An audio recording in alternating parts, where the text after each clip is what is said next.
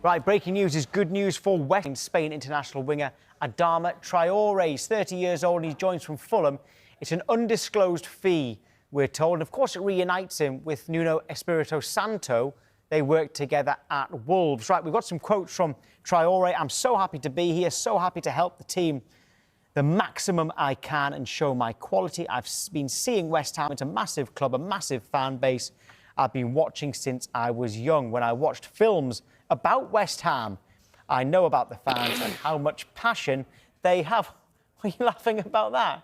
He didn't watch films about West Ham. He did. It's there in writing. He says he watched films about West Ham. These players these days, there's some of the guff they come out with. Most players do say. How about this? These shots are just into us here at Sky Sports News. This plane landing into Manchester in the last hour or so has Benjamin Sesko on board. Remember, Manchester United have agreed a deal in principle with RB Leipzig to sign the forward. He's set to put pen to paper on a 5-year deal. It breaks down to an initial £66.3 million and £7.37 million in performance-related add-ons. They've supported that club. Yeah, since I mean, Ivan Toney went to Al Nassr and said it was his dream to play for Al Nassr. Come on. Who's he play for? It's not Al Nassr, is he? He's out in Saudi, but yes. He plays in Saudi, you know? And it's like, look, I get it. You want to get the fans on side. I totally get it.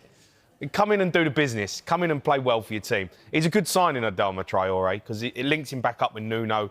Nuno likes to play a low block and play on the counter-attack. So Traore, comes in, he can get you up the pitch. He's fast. Michael, thank you so much for joining me today. Nearly a week on from the Arsenal game now, and the scenes at full time were pretty awesome. From your perspective, sweeter as a manager or sweeter as a player? Because you've done both for Manchester United now.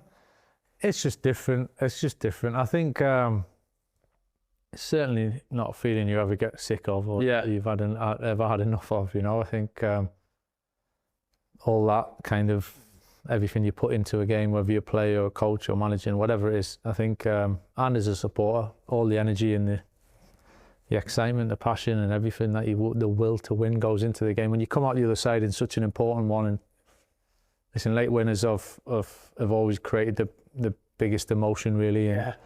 And to get it in such a game was a great feeling, and you keep a lid on it to a point and it can last for so long, but certainly in the moment and the supporters, the way they were and the way they've supported us, it was nice to have that few minutes with them.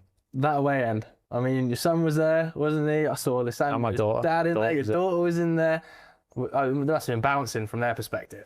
Yeah, for me, that's one of the biggest feelings of helping play a part in everyone getting that emotion. That supporters come, pay a lot of money, travel and support us everywhere. That's what they want. So to be able to give them that, that's probably the biggest thing that's came back to me even during the week when you see people in for that emotion, that excitement.